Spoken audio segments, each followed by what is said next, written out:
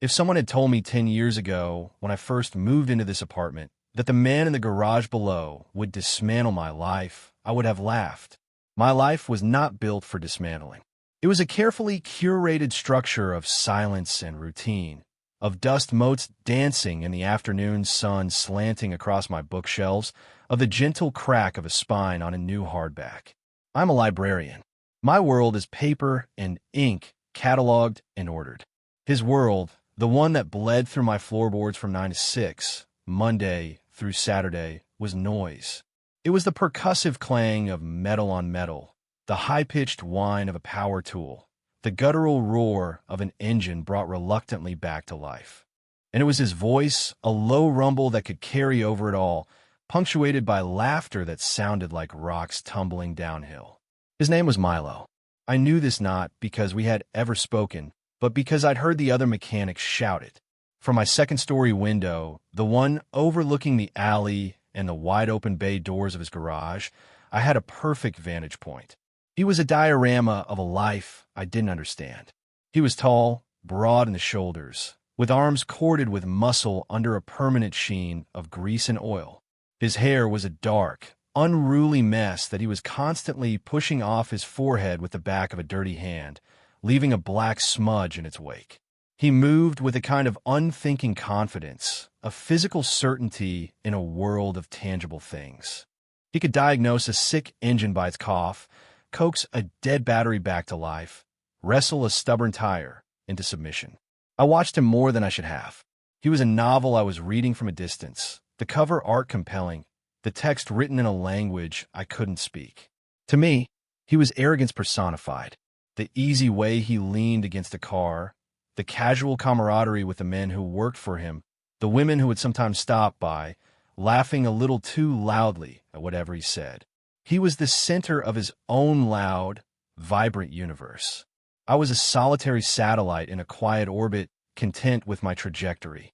Our worlds were separated by 20 feet of asphalt in a universe of temperament. We never spoke. We never made eye contact. If we passed on the street, which was rare, I would suddenly find the cracks in the sidewalk endlessly fascinating. He was a force of nature I was content to observe from behind glass. A storm on the horizon. And then, one Tuesday in October, the storm broke. It came on suddenly, the sky turning a bruised purple-gray in the space of an hour. The rain didn't just fall, it assaulted the city. It hammered against my old sedan, a car I treated with the same gentle neglect as a houseplant I always forgot to water. I was on my way home from a late shift, preparing for the annual regional book fair the next day, my trunk filled with boxes of donated paperbacks. 3 blocks from my apartment, the engine sputtered. It coughed once a pathetic wet sound. Then silence. Nothing but the relentless drumming of rain on the roof. My heart did a frantic little tap dance against my ribs. This cannot be happening. Not tonight. I tried the ignition again and again. The silence that answered was absolute, profound, and mocking. My routine, my carefully planned evening, my entire next day, all of it dissolved into the deluge outside my window. Panic, cold and sharp, pricked at the base of my skull. And then a thought, unwelcome and unavoidable, surfaced. The garage. Milo's garage. It was late, well past 7. He should be closed. He had to be closed. But through the sheets of rain, I could see a single, stark light spilling from one of the bay doors. Hope, or perhaps just desperation, is a terrible motivator. I pulled up the hood of my thin jacket, a gesture as futile as holding up a leaf to stop a flood, and stepped out into the storm. The water was instantly soaking, cold, and shocking. It plastered my hair to my head, my clothes to my skin. Each step toward that rectangle of light was a negotiation, a surrender. I felt small and foolish, a drowned rat seeking shelter in a lion's den. He was there, bent over the exposed engine of a pickup truck, his back to me. The radio was playing some gravelly rock song, almost lost beneath the sound of the rain. He didn't hear me approach. I stood there for a long moment, dripping on his concrete floor, the smell of rain and wet asphalt mixing with the familiar garage sense of oil and gasoline and hot metal. My voice, when I finally found it, was a thin, reedy thing. "Excuse me," He straightened up slowly, wiping his hands on an already filthy rag. When he turned, his expression was one of weary annoyance. Then his eyes landed on me, and the annoyance shifted into something else. Confusion. Maybe. Up close, he was bigger. The distance from my window had flattened him, made him a character. Here, he was a solid, intimidating reality. "Can I help you?" His voice was even lower than I'd imagined, a rough baritone that seemed to vibrate in the humid air. "My car," I stammered, pointing vaguely back into the darkness. It just stopped, a few blocks away. He looked at me, then out at the storm, then back at me. A long silence stretched between us, filled only by the storm and the radio. I expected him to say he was closed, to send me away. Instead, he sighed, a long, tired exhalation. "All right, let go have a look." He grabbed a heavy-duty raincoat from a hook, shrugged it on, and followed me out into the tempest. The walk back to my car was silent and miserable. He tried the ignition himself, listening with a practiced ear to the dead click. He popped the hood and shone a powerful flashlight inside, the beam cutting through the rain-streaked darkness. After a minute, he straightened up, rain dripping from his hair onto his face. "It's the alternator," he said, his voice clipped. "Definitely the alternator. Maybe more. I can't tell for sure out here." My stomach sank. Can you fix it?" "I can fix anything," he said, and it wasn't a boast. It was a simple statement of fact. "But not tonight. Not in this. I'll have to tow it in the morning, the book fair." The word was a lead weight in my gut. "I need it for tomorrow," I said, the desperation raw in my voice. "It's important." He looked at me, really looked at me, for the first time. His gaze was intense, analytical. I felt pinned by it, like a specimen under a microscope. "Look," he said, his tone softening just a fraction. "There's nothing to be done tonight. You live in the building next door, right? The one with all the books in the window." My heart stuttered. He noticed. He noticed me. I just nodded, unable to form words. "Come on," he said, already turning away. "I'll give you a ride." No sense in you drowning out here. The ride was 3 blocks. It felt like crossing an ocean. His truck was an extension of him. Big, functional, and smelling of things I couldn't name. Gasoline, yes, but something else underneath. Something warm and vaguely spicy, like sandalwood or old leather. It was a clean smell under the grease.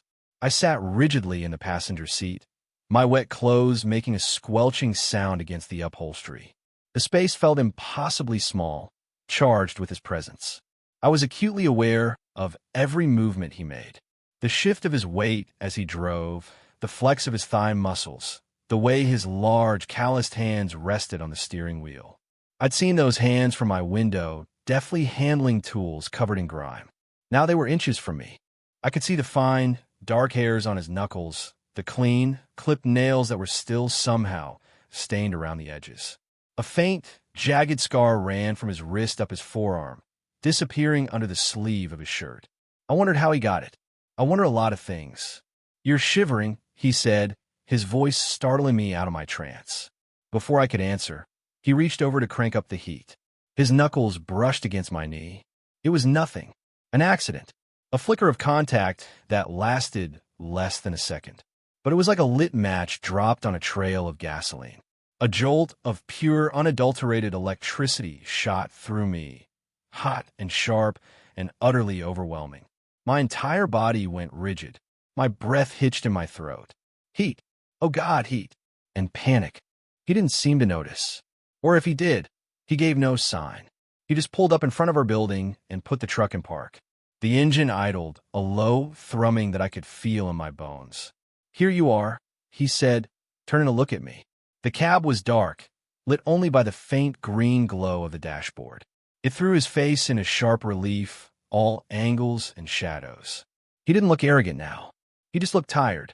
There were faint lines around his eyes I'd never seen from my window. A weariness that clung to him like the scent of motor oil.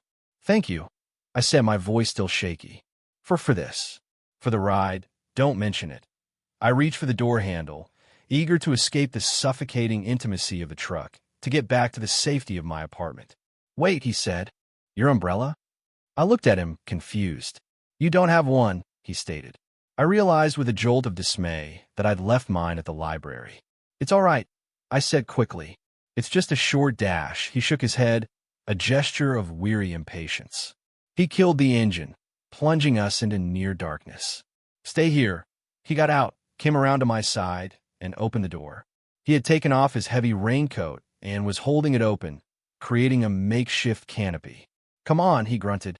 "Under here." I hesitated, then slid out of the truck, huddling close to him under the protection of his coat. We were shoulder to shoulder, his body heat a palpable force against the cold rain. I could feel the solid wall of his arm against mine. I could smell that sandalwood scent, stronger now, mixed with the clean smell of rain on his skin. My heart was a frantic, trapped bird against my ribs. We walked the few feet to the apartment building's entrance in a strange, synchronized shuffle. He held the door for me, and I slipped inside, turning to face him in the dim light of the lobby. "So," he said, letting the coat fall back to his side, "this book fair, it's that important?" The question surprised me. The arrogant mechanic from my window wouldn't care about a book fair. But the tired man standing in front of me, smelling of sandalwood and rain, apparently did. I'm one of the organizers," I explained, finding my footing on the familiar ground of my profession. "I have to be there when it opens." With the books, he nodded slowly, his eyes thoughtful. "I'll get your car towed first thing," he said. "I'll put a rush on it. No promises, but I'll see what I can do." The shift was subtle, but it was there. He was the expert, the one with the power, but he was offering to use that power for me.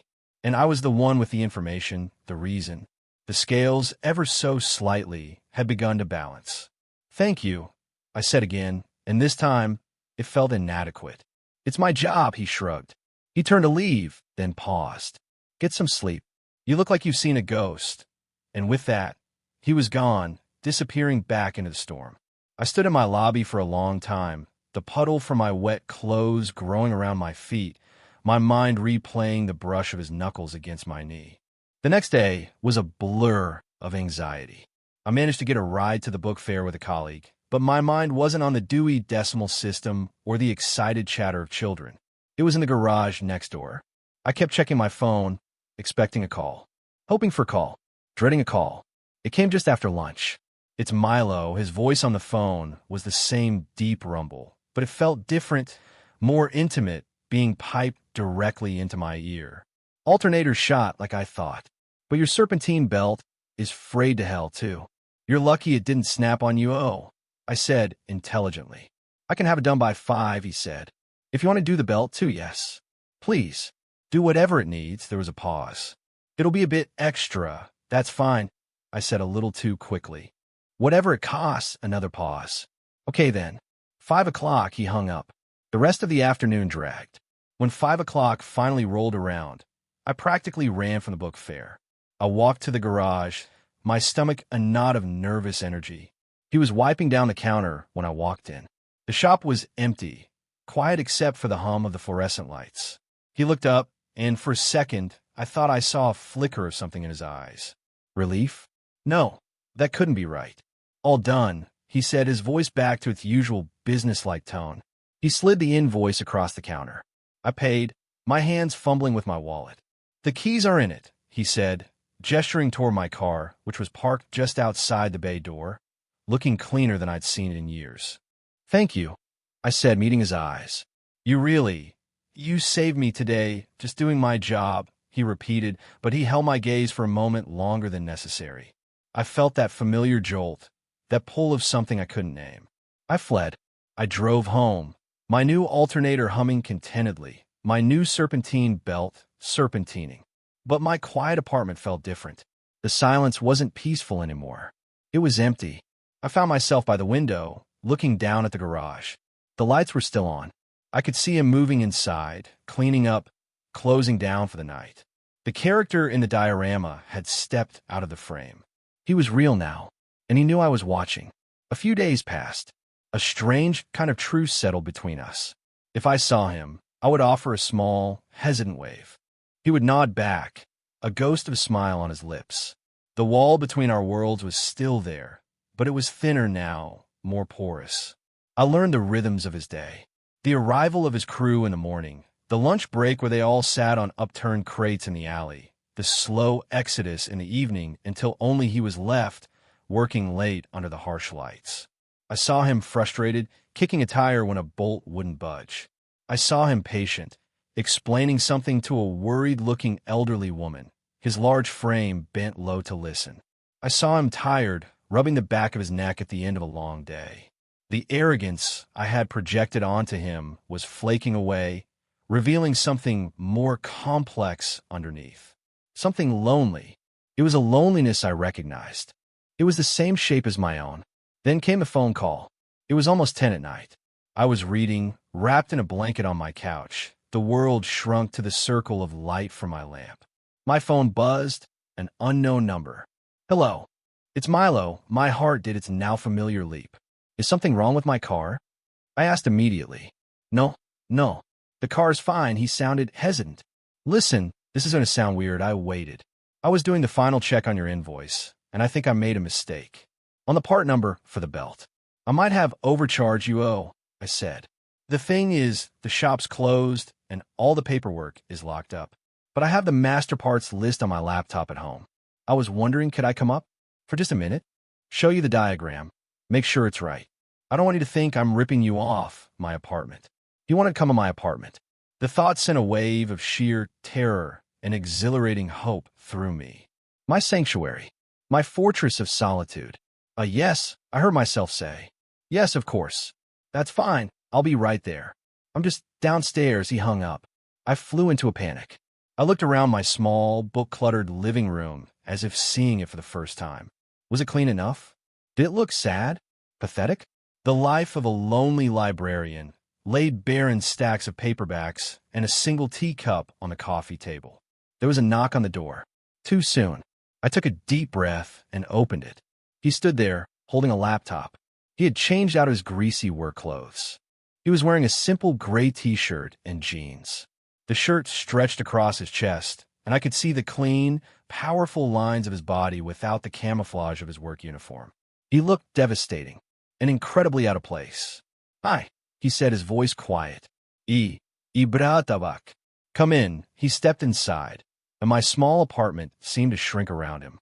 He was too large, too solid, too real for this space built of paper and quiet contemplation. He looked around, his eyes taking in the floor-to-ceiling bookshelves, the stacks of books on every available surface. Wow, he said softly. You really like books. It's a professional hazard, I said, trying for a joke. It fell flat. An awkward silence descended. He was a sun that had wandered into a cave. He was all kinetic energy, and my apartment was all stillness. So, the invoice, I prompted, desperate to fill the silence. Right, he said, shaking his head as if to clear it. He opened his laptop on my coffee table, crouching down in front of it. I sat on the couch, watching him. He pulled up a complex-looking diagram of an engine. He tried to explain, pointing at different lines and numbers, but I couldn't follow. His words were just a low murmur. I was too focused on the proximity of him, the way his t-shirt pulled tight across his shoulders, the clean scent of his soap, the warmth radiating from his body. He seemed to be having trouble concentrating, too. He kept losing his place, his voice trailing off. Finally, he gave up. He closed the laptop and sat back on his heels, looking up at me. The only light in the room was my reading lamp, casting a soft, golden glow. It pooled in the hollow of his throat and caught the edge of his jaw. There's no mistake on the invoice, is there? I asked, my voice barely a whisper. He shook his head slowly. No, he said. There's no mistake. The confession hung in the air between us. The real reason he was here. You watch me from your window sometimes, don't you? He asked, his voice low and raw. It wasn't an accusation. It was a plea, a request for confirmation. My heart stopped beating. The world tilted on its axis. There was no point in denying it. I just nodded, a tiny, jerky movement. A wave of something unreadable washed over his face. I thought you hated me, he said, his voice thick with emotion. I see you up there in your quiet, clean world. I thought you looked down on me. The grease monkey making all the noise, my own confession tore its way out of my throat, ragged and unstoppable. No, he whispered. I don't hate you. I, I was jealous, his brow furrowed. Jealous? Of what? Of your ease. I struggled to explain. The way you exist in the world. So confidently. The way people are drawn to you. I'm not like that. He let out a short, harsh laugh that held no humor. Confidence, he said. That's not confidence. That's just loud. It's a way to fill the space so I don't have to think about how empty it is, and there it was. The truth of him, the loneliness I had sensed, laid bare on my living room floor. The silence that followed was different. It wasn't awkward anymore. It was a physical weight, a presence in the room. It was filled with years of unspoken observations, of mistaken assumptions, of a strange, magnetic pull between two opposite poles. He rose slowly to his feet, never taking his eyes off me. He took one hesitant step toward the couch, then another. He stopped right in front of me, so close I could feel the heat of his body. He lifted a hand, as if to touch my face, then let it drop. "Can I?" he whispered, the question hanging in the charged air. I didn't know what he was asking, but I knew my answer. "Yes," I breathed.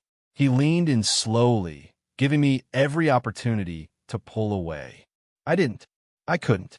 His lips met mine. It wasn't a passionate Hollywood kiss. It was slow, questioning. It was hesitant and searching and profoundly, shockingly honest.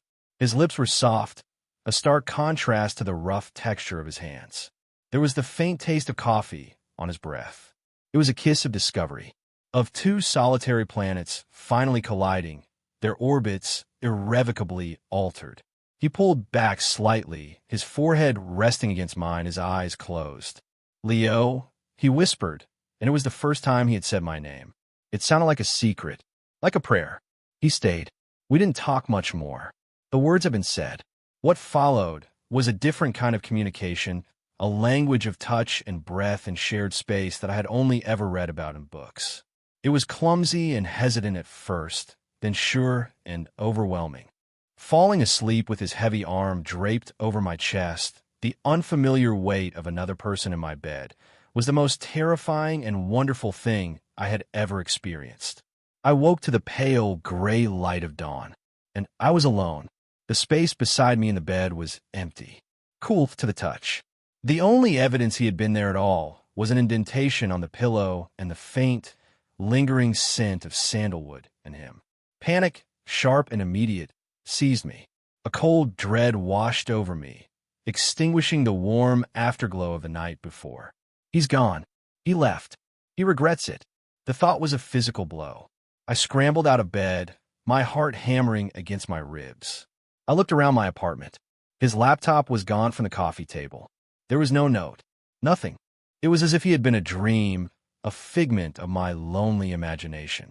The old anxieties, the familiar chorus of self-doubt and recrimination, came rushing back in with the force of tidal wave.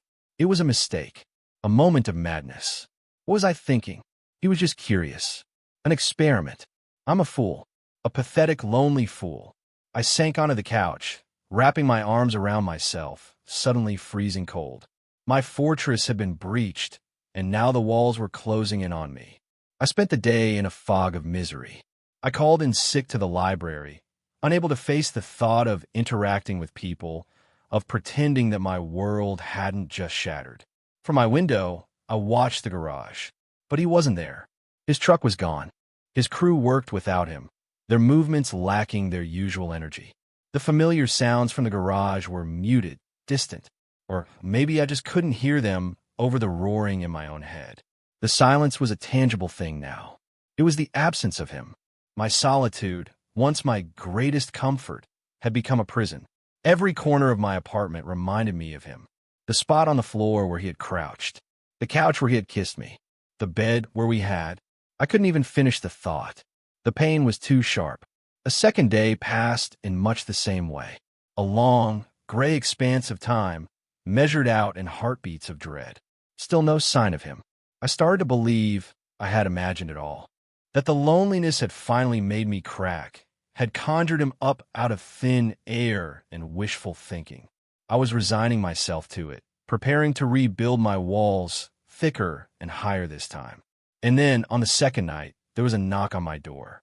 It was soft, hesitant, not the confident knock of a delivery person or a neighbor. My heart stopped. I stood frozen in the middle of my living room, unable to move, unable to breathe. The knock came again, a little more insistent this time. Slowly, as if moving through water, I went to the door. I looked through the peephole. It was him. He looked awful. His hair was a mess. There were dark circles under his eyes, and he was wearing the same gray t-shirt from 2 nights ago, now rumpled and creased. He looked wrecked. He looked like I felt. I opened the door. He just stood there for a long moment, his eyes searching my face. "Leo," he said, his voice raspy, as if he hadn't used it in days. "Milo," I replied, my own voice a stranger to my ears. "Can I?" He gestured vaguely inside. I stepped back, and he came in, bringing the cold night air with him. He didn't move any further into the room. He just stood by the door, his hands shoved deep into his pockets. "I'm sorry," he said, the words coming out in a rush. "I'm so sorry for leaving like that. It was a coward's move. I panicked." I stared at him, my mind struggling to process his words. "I woke up," he continued, his gaze fixed on the floor, "and you were there, sleeping, and it was real.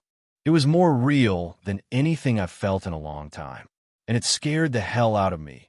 He finally looked up, and his eyes were filled with a vulnerability that mirrored my own. "I thought I'd imagined it," he said, "or that you would wake up and regret it, that you'd look at me and see just the grease monkey from downstairs again. I couldn't face that, so I ran. The dam inside me broke. The fear and the hurt and the loneliness of the past 2 days came pouring out. I thought you regretted it," I whispered, my voice thick with unshed tears. "I thought it was a mistake in 2 long strides." He crossed the space between us. He cupped my face in his large, warm hands, his thumbs stroking my cheeks. "No," he said, his voice fierce.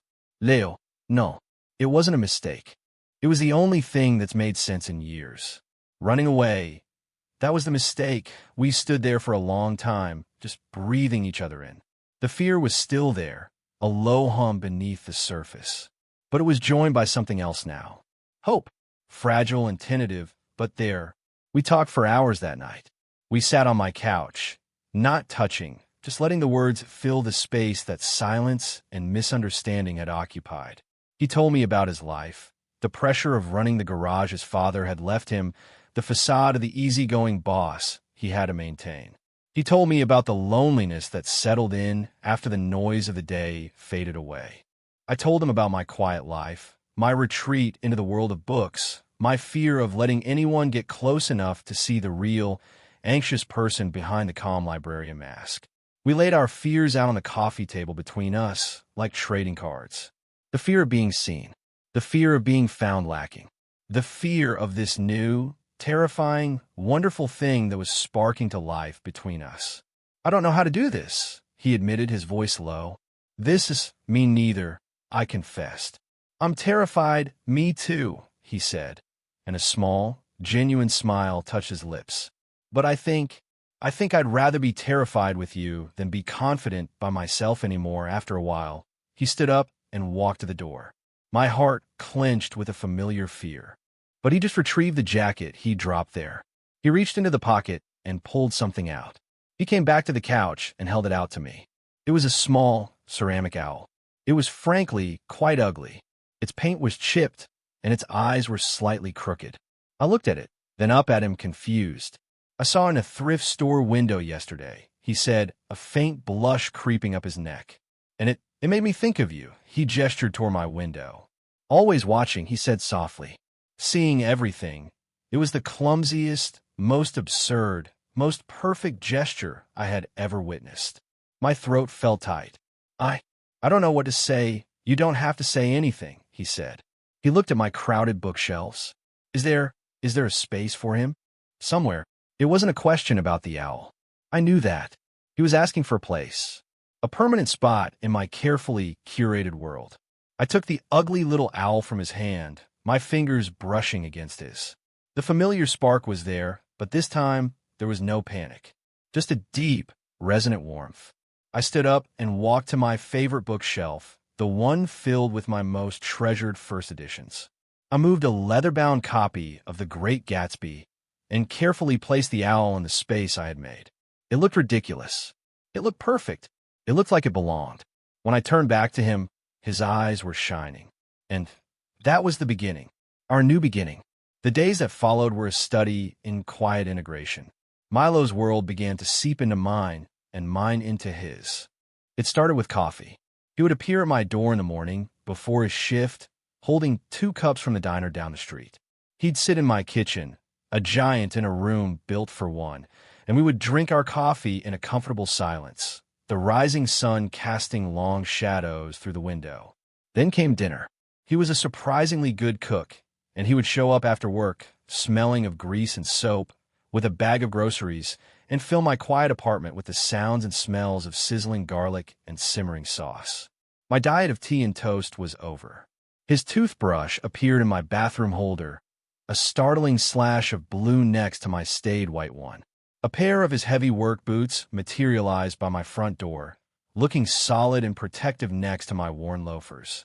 The ugly ceramic owl watched over it all from his perch on my bookshelf.